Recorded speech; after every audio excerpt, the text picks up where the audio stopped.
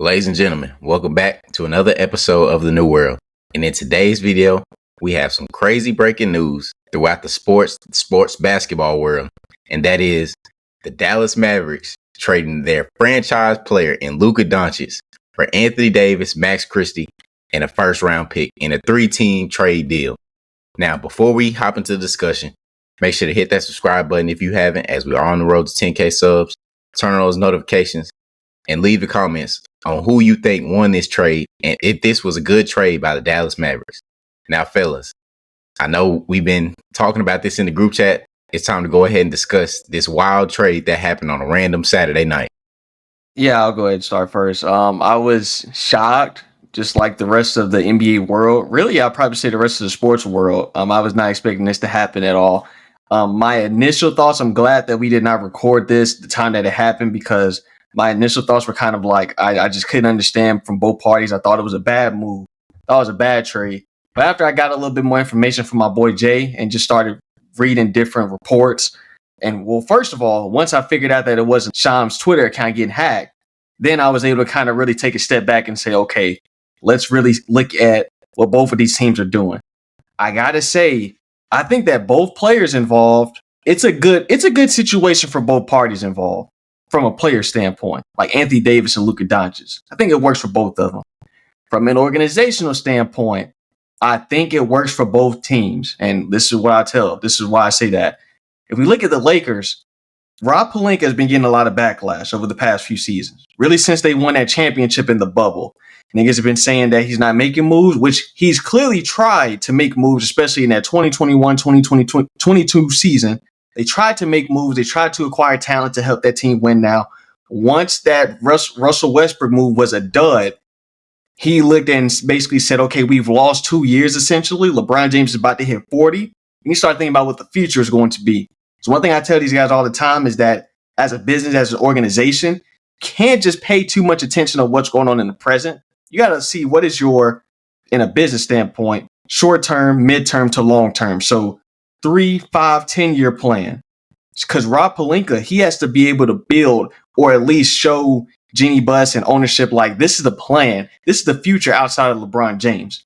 We can't depend on LeBron James forever. We know he's not going to play forever. And as of now, he's putting up great stats, but his impact really isn't there.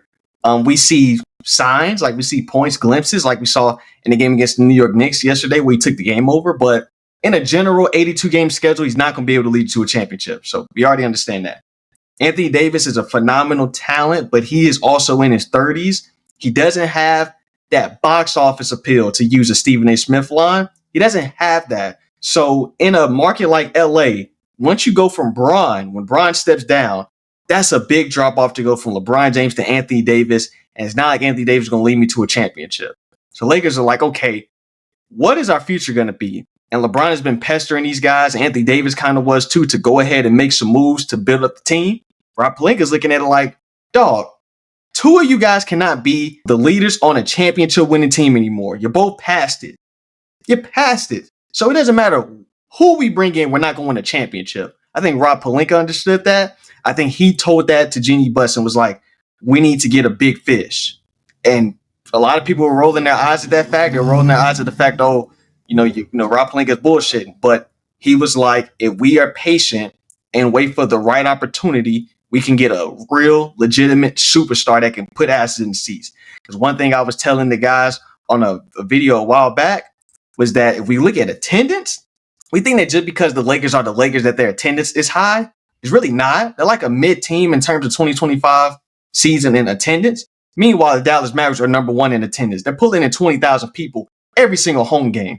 So I think the Lakers paid attention to that. Luka Doncic, when he is available, is a top 5 player, top 5 talent. And so they were like, that's a 5-year plan right there. No brainer. And I believe that the Dallas Mavericks came to the table and was like, look, we're trying to come up off this nigga. He never wants to show up in the season in shape. I saw some reports that he's 270 pounds. They was like, this guy got to go. And I think that I've never seen an NBA player, and maybe Buffy can tell me, an NBA player who's a superstar level talent, 5 first-team All-NBA selections, makes it to the finals, makes it to the NBA finals, and then the next season he's getting traded before the deadline. I've never seen it happen. And I think that Luka Doncic got to take a big L, man. He got to take a massive L. And I like Luka Doncic a lot. I think he's a great talent, but he didn't do Luka fans or Luka supporters any favors in that NBA Finals series. He was terrible from a defensive standpoint, from a leadership standpoint, from an effort standpoint. And we said, and Brian Windhorst, he said Luka has to do a lot in order to be what he ultimately wants to be, which is a championship level player. He's not a winning level player. He's a great talent. And the offseason, you didn't really see that. We saw a guy that had the beer belly already. He's drinking beers after the Western Conference final games. Like, he just doesn't care about his conditioning. So I have to give a lot of credit to the Dallas Mavericks organization from looking at it and saying that this guy's not going to change. He's not going to change. So he is so talented that the market commands that he gets that $345 million Supermax extension. But we don't feel comfortable giving that to him because he doesn't show up to work and he doesn't put in the time and the effort and he has not stepped up and we just don't see it. We just don't see it. Like, look at Luka Doncic. He's really following in the LeBron mode, but you're not as physically gifted as LeBron. So the Mavericks are thinking like in 2 to 3 years, this guy may be done in terms of being viewed as the way that we view him. This guy has his own personal medical team, nutritionist, physiotherapist, strength and conditioning coach. But where is that going? So you have all these personal accommodations. I think Luka Doncic became a problem. And then Dallas Mavericks were like, okay, we're tired of the headache. And some people were saying, well, why don't you go and kind of see what his value is across the landscape? Because then niggas know we want to come up off of him. So if niggas know we want to come up off of him, what are they going to do? They're going to give me pennies on the dollar. So they said, no, let's handle this behind the scenes. Nico Harris and those guys, they saw who they wanted. They look at this team and we may not agree with them, but they think that this team can win. So they said, what do we need? We need defense. We need defense. And we're going to be able, we're losing a 30-point per game score. We can settle for a 25-point per game score. And they look and they have their eyes set on Anthony Davis. So that's how we got what we got. I think Anthony Davis, this is great for him as well because he's getting out of that LA market, which I don't think was for him. Every single time the team was unsuccessful, as a player, he got the most blame and the ridicule. That lifestyle just isn't good for everybody in terms of, motivation. Like after he won that bubble championship, he was thirsty and hungry for winning the championship. I don't think he had that same drive anymore until this season right here. And the Lakers are pretty much done, fed up with them because they're looking for the future. So now he gets to actually play the four. You got Gafford, you got Lively backing you up from a center position. You got talent. They're also bringing in Max Christie. So I think that this team can, compete with those other teams, those other top teams in the Western Conference. Now that you have Anthony Davis, am I going to pick them to win a championship? No. But I think that this gets them a lot closer than what they had with Luka Doncic, who only played 22 games on the season. That's what I will say. I'll circle back in terms of the LeBron James element of it, because that's, in my opinion, is a whole another conversation. But those are just my thoughts as of now. My overall thoughts now that I've had some time to reflect and gather a little bit more information, fellas. Okay, so after the whole debacle that happened last night, which, as Mal already alluded to, thought it was a little suspect from the part that Shams was the first person to reveal the information. And not only did he reveal it only on Twitter, there wasn't another person to back him up. So I was like, I'm thinking as everybody else, I was like, man, this dude get hacked. But I guess he did not. I guess it was just a part of the plan. When I saw that he posted on IG, I was like, okay, this is real. This is official. And then I got a Sports Center notification, and then I was like, okay, this is like actually put in play. Now, getting on to the trade, I thought the trade is, honestly, I think is more positive than negative for both teams. The Los Angeles Lakers clearly won the trade. You get Luka Doncic is 25, and he's gonna.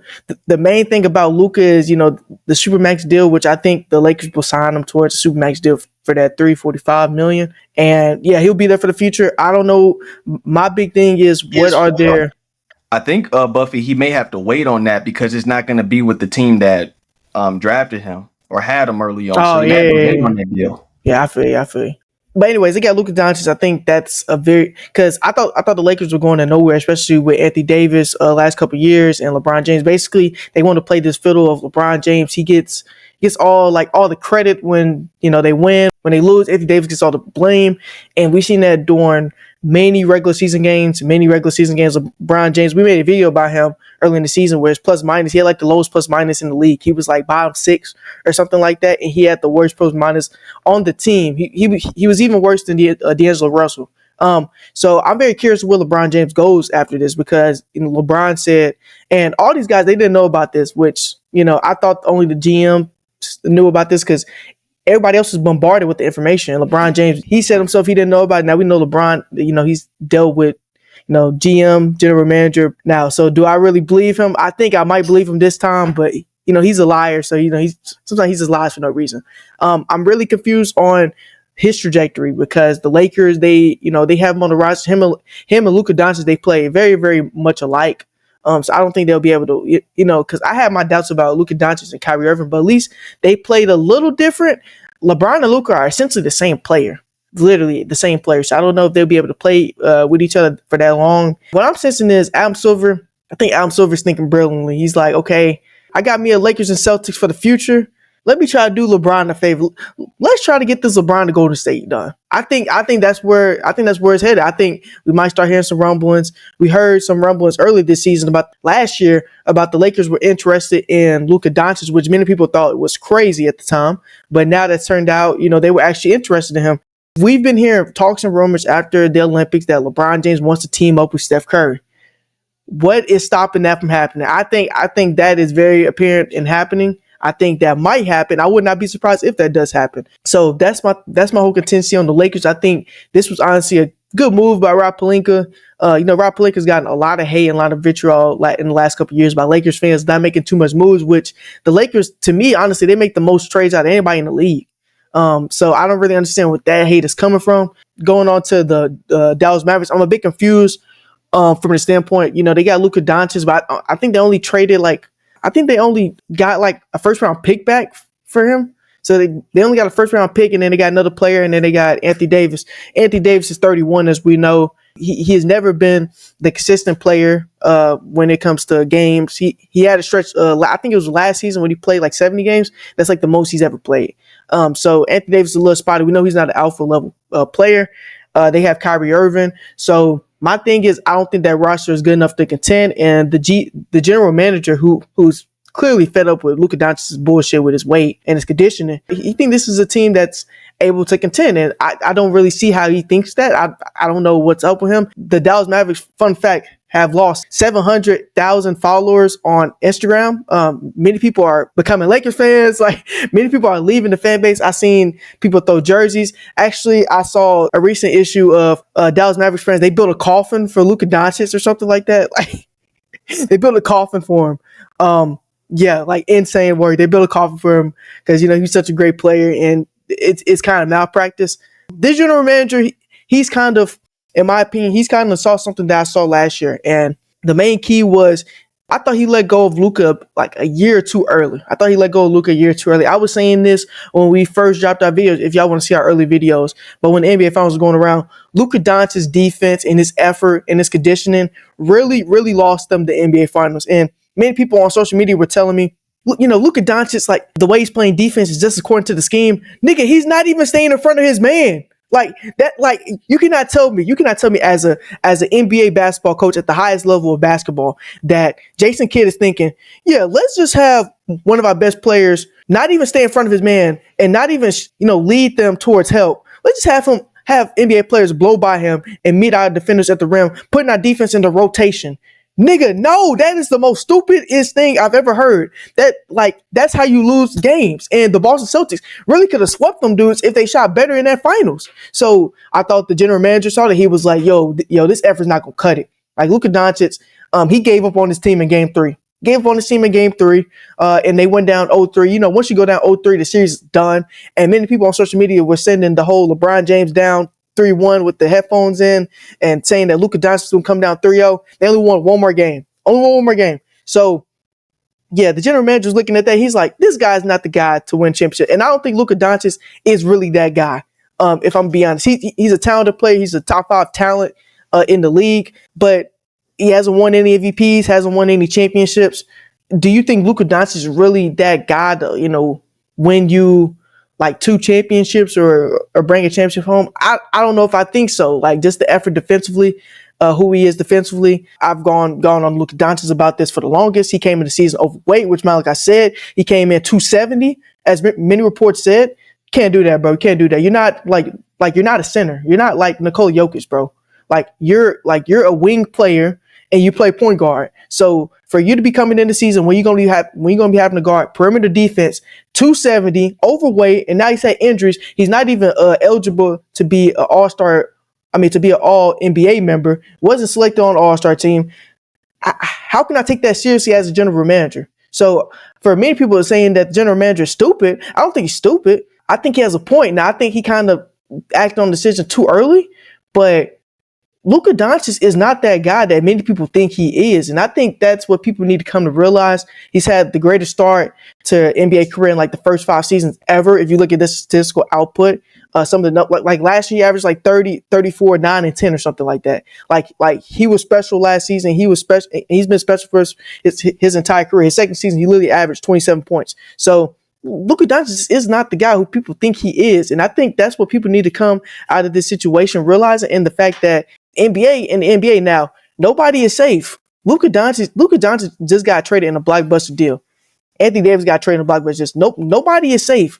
I think only 2 players in the NBA are safe. That's Victor Wembanyama and that's Nikola Jokic. Everybody else is expendable, bro. Everybody, like if you're not like a generational talent, which I think only probably those guys are, you're expendable, bro. And many people throw around that generational talent word. Really, generational is like 10 years. Have we seen talents like, SGA, Tatum, Giannis? Yes, we've seen talents like that. Have we seen talents like Wemby and Jokic? No, we haven't seen anything like that. So that's my credence to the NBA. And this is really good for the sport because it's going to teach these guys, nigga, nothing's guaranteed. All these folks that were surprised about this decision, this shit is normal in football, bro. Football, they'll trade a quarterback head for head. Like Stafford Golf, they traded those guys head for head. So nobody is safe in the NBA. And I hope these players come to realize that because their entitlement in these last couple of years under the Adam Silver 10-year has been unrecommendable. I was going to circle back to that main point at the end, but thank you for bringing that up. And Jay, you can feel free to jump in whenever you want to. Because one thing I want to do is I want to apologize to my brother Buffy because he was right. He was very accurate about this. He was on this last year, really around the time of the NBA Finals, and really probably before that. Luka Doncic, and I kind of had doubts because some of the stuff I was seeing in the finals, I was like, man, it doesn't look good. So basically, we didn't see anything from the finals and haven't seen anything in this season to say that, oh, he's improving, he's making changes. Because one thing that Luka Doncic has a problem with is his attitude. His approach to the game is not there. When you're not giving me effort in the NBA Finals, you're not giving me effort. You're not trying hard on defense. You're pouting and complaining and crying to the refs and getting kicked out of games. That shows to me that you don't have the maturity. And people are going to say, oh, well, he's still young. But it's like, what is going to change? Is a coach going to say, is a coach going to get on his ass? We know that. And I love Jason Kidd. I think he's a great coach, but they don't do that anymore. So what is going to change this? And then he's going to get a big contract. So I think that this would be the only thing that could wake his ass up. But I still don't think it's going to, because I think the Lakers are going to embolden him. They're going to give him that money. One thing I do want to say is that I kind of made jokes about this in the group chat, this being a Pat Riley effect. I think that this is what's happened. And if I'm wrong, please somebody tell me that I'm wrong. But just kind of take a step back and look at my thinking. So we all know that the NFL is surpassing, not even the right term. They're levels, mountains above the NBA in terms of viewership, in terms of revenue, in terms of popularity, everything. The NBA is declining. We've seen, because something that Jay brought up was, what would Mark Cuban's input be on this situation? As we know, Mark Cuban basically sold his shares in terms of ownership as a major owner of this organization.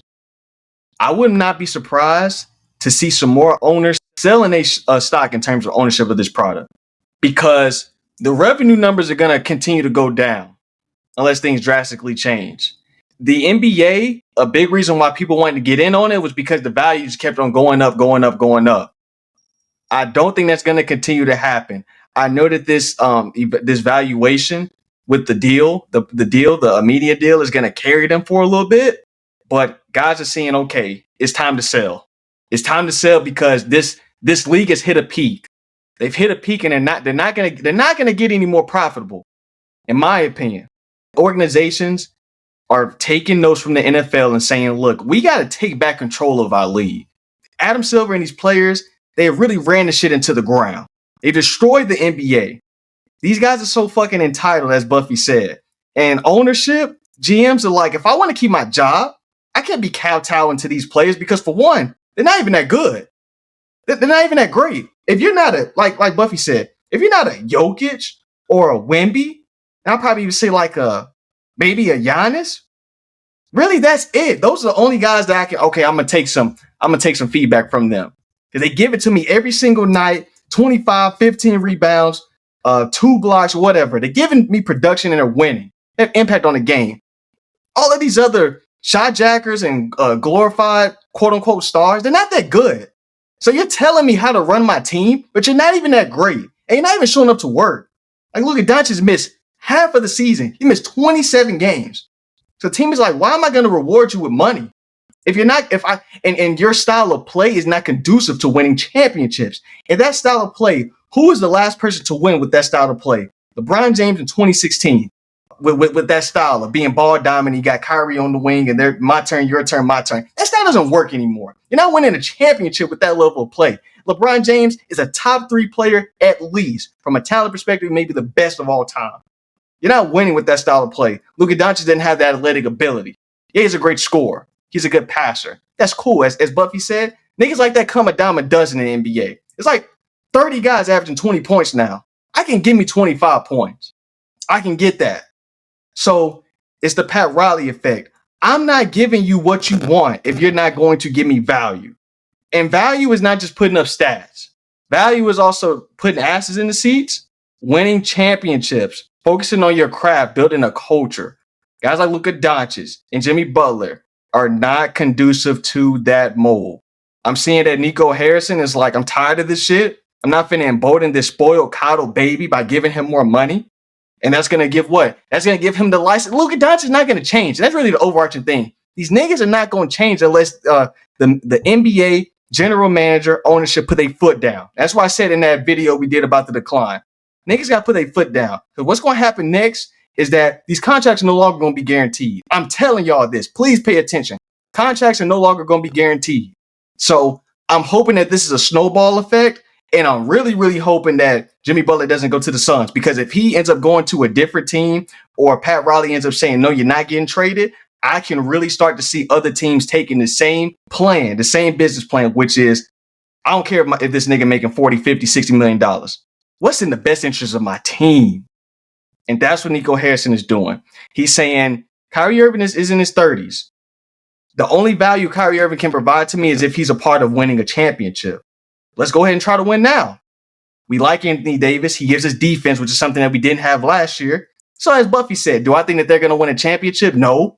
But this is the step into that direction because I think Nico Harrison is thinking that we only probably got 2 to 3 years of Kyrie being 24, 25 points per game. Let's go ahead and strike while the iron is hot. We can't wait for this baby file Luka Doncic to improve on shit like leadership, hard work, conditioning. He's not going to do that in a year, 2 year, 3 year time span because he may not even do it at all. So I think that's the viewpoint. And yeah, they may lose 1 million followers on social media, but they're like, hey, we got to do what's in the best interest of our team. Now what's in the best interest of these lame ass, baby-fied, weak ass superstars or quote unquote superstars in basketball. So this was a blockbuster. I think this could potentially change the way that we view the NBA. Yeah, man. Before I go ahead and talk about the AD and Luka trade, I do want to piggyback off what Mal said about, contracts not being guaranteed and how this might change the league. If this happens to where contracts aren't guaranteed, it's actually like really good for the NBA. This is really going to turn around the motor like for these players, because let's be honest here, these players are entitled. They don't care because they're getting their bread. Like, look at Joel Embiid. He's almost missed 50% of his career, making over 120 M's, and he's okay with that. And, I was watching Gil's Arena one time, and I saw Kenyon Martin talking about the situation, talking about how Joel Embiid doesn't have the motor to really play the sport like that. Like, he really doesn't. And you look at a whole bunch of other guys, like, if they get hurt, they're okay with that because they're getting their bread. Look at Luka Doncic, man.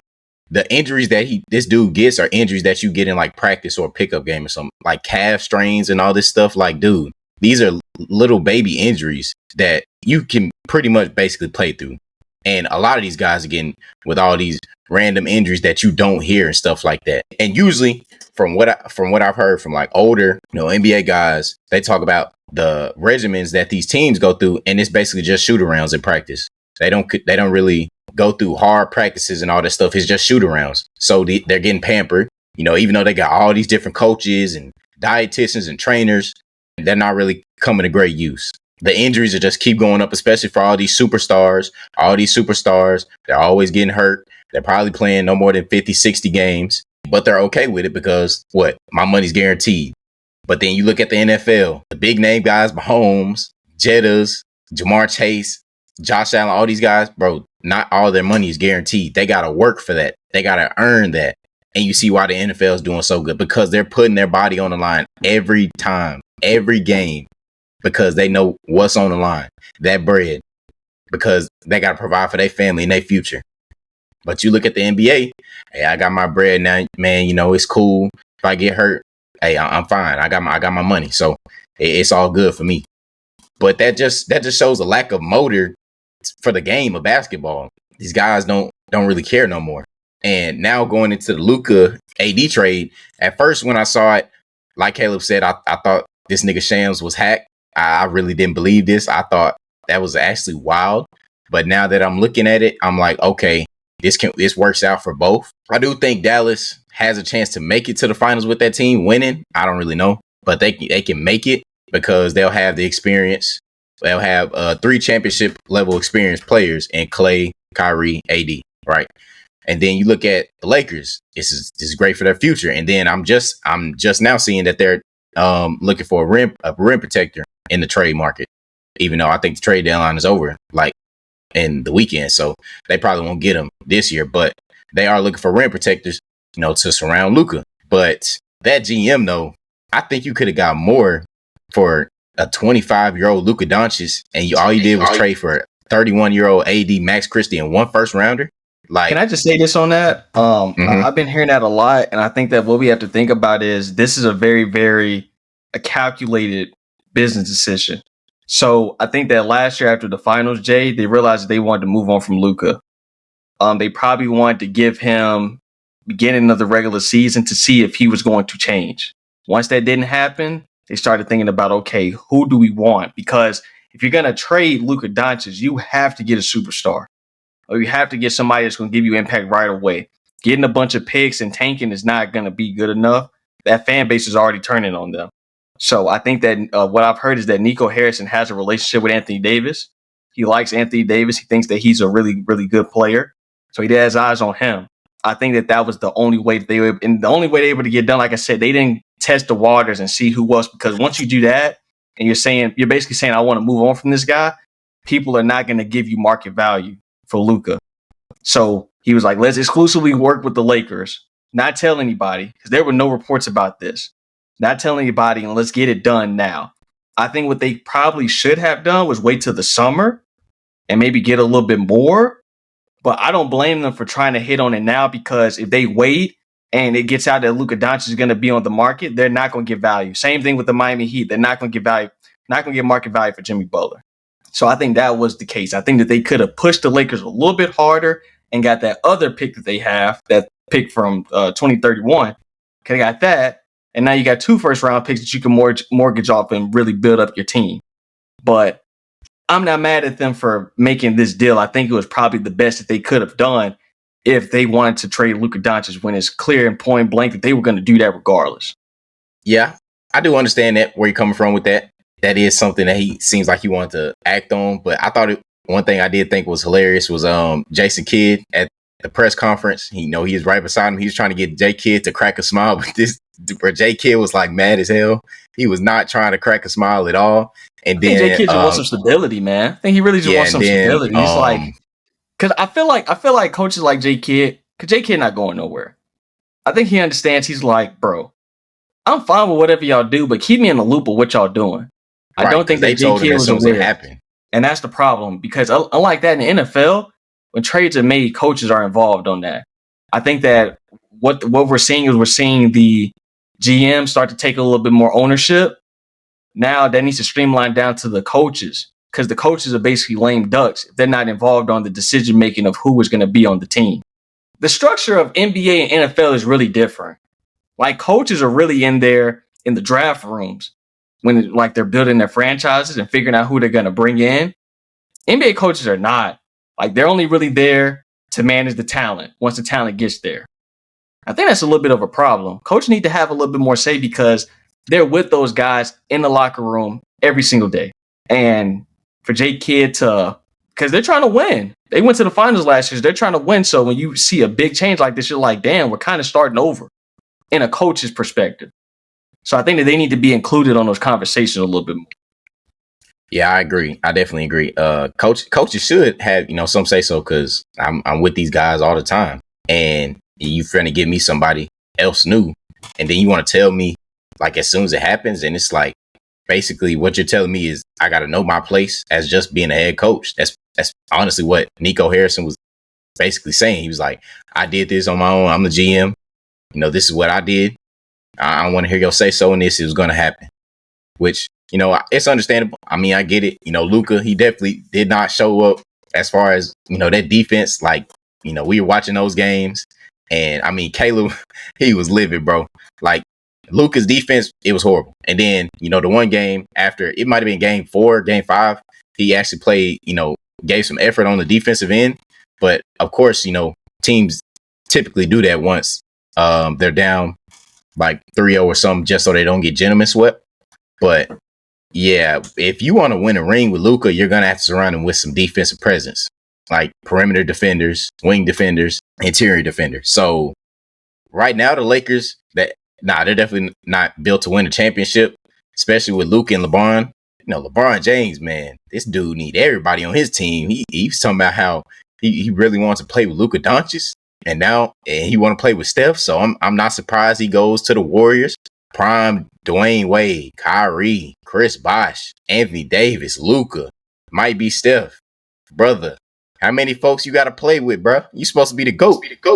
I think it's really in the best interest of this man to retire, dog. Like, if you go play with Steph, Buffy and I was talking about it. Bro, they're not ready to win no championship. Even if LeBron go over there, you got to go there in the trade. They're not built to win. So why are you still playing? I don't really get why this nigga's still playing. You already played your little first game with Bronny or whatever. He's bad. He'll be bad for the foreseeable future. Okay, you got that under your belt. What else is there left to play for? I don't really get why this nigga's still in the league. Is he not trying to go back home with the kids? I'm not understanding, bro.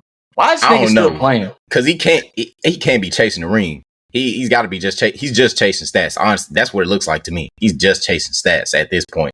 Just trying to make sure those records are able to not be broken at all, trying to shatter records. But hey, Rob Pelinka, I really messed with Rob Pelinka on what he just did, because he just told Bron, hey, I don't give a damn what you think. This is the team that I'm finna be here for years to come. And you ain't finna be here that long. So I'm finna focus on the future, and I'm finna do that and get Luka. And so, Bron, whatever you do, whatever you want to do after the summer, that's on you. I'll get you wherever you want to go. But as far as the Lakers, I'm focused on the future.